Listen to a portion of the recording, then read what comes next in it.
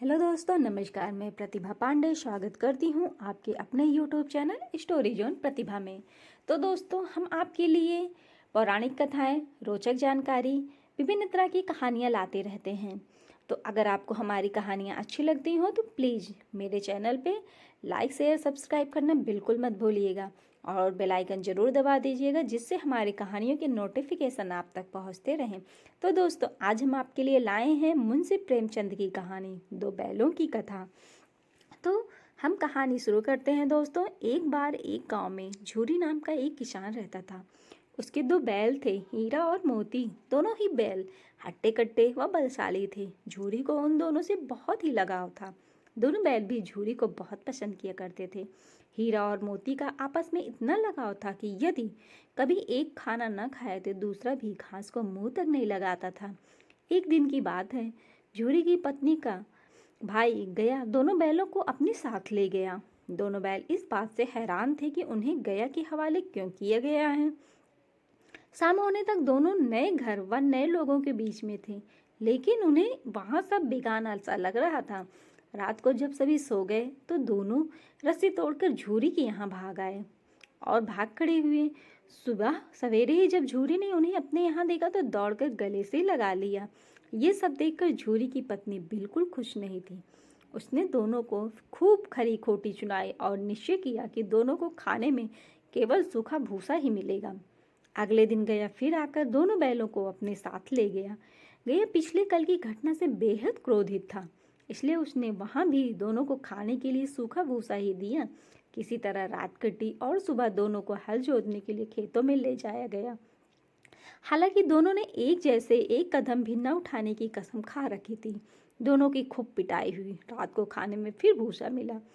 दोनों निराश खड़े थे कि तभी वहां एक छोटी सी लड़की आई और दोनों को एक एक रोटी खिलाकर चली गई। एक एक रोटी से दोनों का पेट तो नहीं भरा, लेकिन उनके दिल को सुकून जरूर मिल गया। पता चला कि उस लड़की की सगी माँ के मरने के बाद वह सौतेली माँ के पास रहती थी। उसकी सौतेली माँ उसे मारती रहती थी। शायद यही वजह थी कि उसे बैलों के लिए अपनापन था। दोनों इस छोटी लड़की के बारे में सोचकर चुपचाप अपना समय बिताने लगे। एक रात दोनों ने सलाह करी कि वे दोनों गले में बंधी रस्सी को चबा चबा कर तोड़ देंगे और वहां से भाग जाएंगे। उसी रात जब वे रस्सी को तोड़ने की कोशिश कर रहे थे तो वही छोटी लड़की वहां आई और उसने दोनों को रस्सी से आजाद कर दिया। दोनों ने छोटी लड़की से विदा ली और दौड़ने लगे। इतने में गया को इसकी खबर लगी और वह अपने आदमियों के साथ उन दोनों के पीछे दौड़ पड़ा। हीरा और मोती इतना तेज भागे कि उन्हें अपने घर का रास्ता भी याद न रहा। वे रास्ता भटक गए थे। दोनों को भागते भागते भूख भी लग पड़ी थी। रास्ते में मटर का एक खेत था। दोनों ने वहां जाकर जमकर मटर खाई। अभी दोनों खेत में चर ही रहे थे कि वहां एक साड़ा धमका। दोनों ने हिम्मत दिखाकर उसे वहां से खदेड़ दिया। इतने में मटर के खेत के सेवक हाथों में डंडा लिए आ पहुंचे। हीरा के पास भागने का मौका था, लेकिन जब उसने देखा कि सेवकों ने मोती को पकड़ लिया तो वह लौट गया। दोनों बैलों को पकड़कर मवेशी खाने में बंद कर दिया गया। उस मवेशी खाने में बहुत से जानवर कैद थे। वहाँ कई बकरियां, घोड़े, भैंस, गधे बंधे थे, लेकिन किसी को भी खाने को कुछ नहीं दिया जाता था। इस वजह से सभी जानवर कमजोरी के कारण जमीन पर बेजान पड़े हुए थे। जब पूरा दिन बीत जाने पर भी खाने को कुछ न मिला तो हीरा की सब्र का बांध टूट गया। उसने बाड़े की कच्ची दीवार पर जोर से अपने सींग गड़ा दिए। इससे मिट्टी का एक टुकड़ा निकल आया। यह देखकर हीरा को हिम्मत मिली और वह दौड़ दौड़कर अपने सींगों से दीवार की मिट्टी गिराने लगा। तभी मवेशी खाने का चौकीदार हाथ में लालटेन लिए जानवरों की हाजिरी लगाने आ पहुंचा। हीरा की करतूत देखकर उसने उसकी डंडे से पिटाई शुरू कर दी और उसे मोटी रस्सी से बांधकर वहां से चला गया। हीरा ने मोती से कहा, आज अगर यह दीवार गिर जाती तो यहाँ बंधे हुए कितने ही जानवर आजाद हो जाते। यदि वे थोड़े दिन और यहाँ रुके तो कमजोरी से इनका मरना निश्चित है। यह बात सुनकर मोती बोला, अगर ऐसी बात है तो मैं भी जोर लगाता हूँ। ऐसा कहते ही मोती ने दीवार में उसी जगह वार किया और लगभग 2 घंटों की कड़ी मेहनत से दीवार को तोड़कर गिरा दिया। दीवार के गिरते ही घोड़े, भैंस, बकरियां सब जल्दी जल्दी से भाग गए, लेकिन गधे वहीं खड़े रहे। लाख मनाने पर भी गधे अपने डर की वजह से वहीं खड़े रहे। उधर मोती अपने दोस्त हीरा की रस्सी को तोड़ने की पूरी कोशिश करता रहा। अब जब सुबह होने वाली थी तो हीरा ने मोती से कहा, दोस्त, मुझे नहीं लगता कि आज ये रस्सी टूटेगी। तुम यहाँ से भाग जाओ, वरना सबको पता चल जाएगा कि यह सब तुमने ही किया है। मुझे यहीं छोड़कर तुम चले जाओ।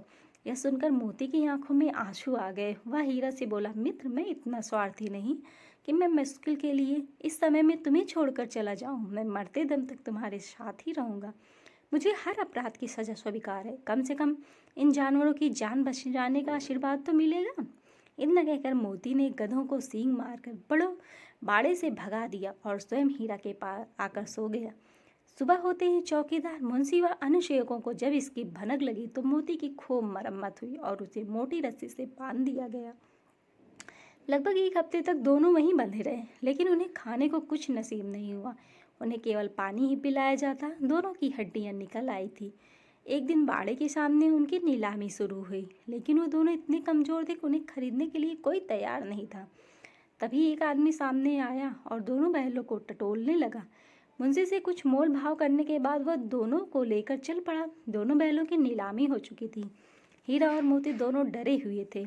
उससे चला भी नहीं जा रहा था, लेकिन डंडे के डर से बेचारे उस आदमी के साथ चलने लगे। सहसा दोनों को महसूस हुआ कि यह वही रास्ता है जहाँ से गया उन्हें ले गया था। वही खेत है, वही रास्ता और वही कुआं, तो जहाँ पर वे हल जोतने आया करते थे। अब उनकी सारी थकान दूर होने लगी और वह दोनों तेज तेज चलने लगे। जैसे ही उन्हें अपना घर और अपने बांधे जाने के लिए जगह दिखाई दी, दोनों भागकर उस ओर चल दिए। द्वार पर झोड़ी बैठा हुआ था। जैसे ही उसने दोनों बैलों को देखा, उसने उन्हें गले लगा लिया। दोनों बैलों की आंखों में आंसू आ गए। तभी वह आदमी बोला, वहां बैलों के पीछे पीछे पहुंच गया और उसने दोनों बैलों की रस्सियां पकड़ ली। झूरी बोला, ये मेरे बैल हैं। आदमी ने कहा, मैंने इन्हें मवेशी खानों की नीलामी से खरीदा है। झूरी तपाक से बोला, मेरे बैलों को बेचने का हक किसी को नहीं है। अगर मैं इन्हें बेचूंगा तभी ये बिकेंगे। आदमी ने जवाब दिया, मैं थाने में जाकर रपट दर्ज करवाता हूँ। झूरी बोला, ये मेरे बैल हैं। इसका सबसे बड़ा सबूत है कि ये मेरे द्वार में खड़े हैं। फिर उस आदमी ने आव देखा न था और बैलों को अपनी ओर खींचने लगा। तब दोनों बैलों ने उसे अपने सींगों से खदेड़ दिया और गांव से दूर भगा दिया। इतनी देर में दोनों बैलों के लिए भूसा, दाना और चारा भर दिया गया। हीरा और मोती दोनों मिलाकर चारा खाने लगे। झूरी साथ में खड़ा उन्हें सहला रहा था। तभी झूरी की पत्नी भी अंदर से आई और उसने दोनों बैलों के माथे चूम लिया और खूब प्यार किया। इस कहानी से हमें दो बातें सीखने को मिलती हैं। पहली यह कि हमें अपनी स्वाधीनता के लिए अपने अंतिम समय तक संघर्ष करते रहना चाहिए। दूसरी सीख यह मिलती है कि हमारे जीवन में चाहे कितनी भी मुश्किलें क्यों ना आए, लेकिन सच्चे दोस्त हमेशा साथ रहते हैं।